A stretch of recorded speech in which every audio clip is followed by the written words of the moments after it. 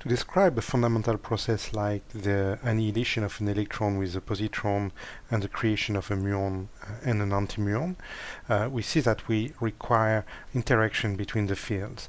And we saw that this could be naturally induced by requiring local gauge invariance. In that case, the Lagrangian needs to be invariant under local gauge transformation, where for a non-emission spin-off field, for instance, psi is changed by exponential I alpha psi, where alpha is a function of space-time. The problem is that the Dirac Lagrangian and also the Klein-Gordon Lagrangian for scalar fields are not local gauge invariant.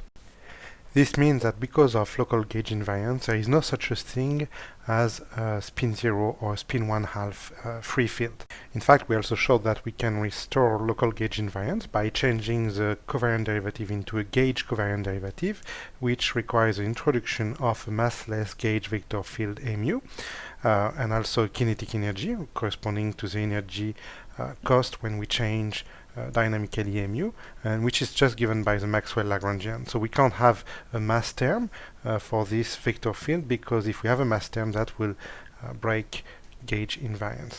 We also require that the gauge field transforms this way under gauge transformation in such a way that the final Lagrangian is gauge invariant. And we got this way the QED Lagrangian, in which appears an interaction between spinors, fields, and vector fields in order to restore this gauge invariance. And that's nothing else but the interaction term of QED.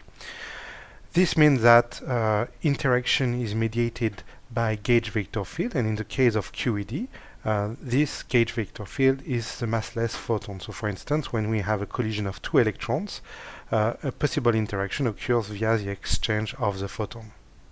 But the problem is that such an interaction could also occur through another type of interaction called the weak interaction, and which is mediated by a massive gauge vector field.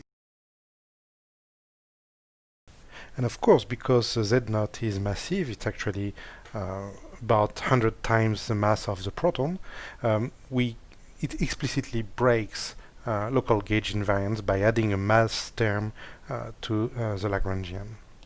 So we still have some work to do in order to describe some fundamental processes like these. So we need to find a mechanism which will allow for the interaction to occur through a massive vector field without breaking local gauge invariance. And that will involve spontaneous symmetry breaking and also the Higgs mechanism.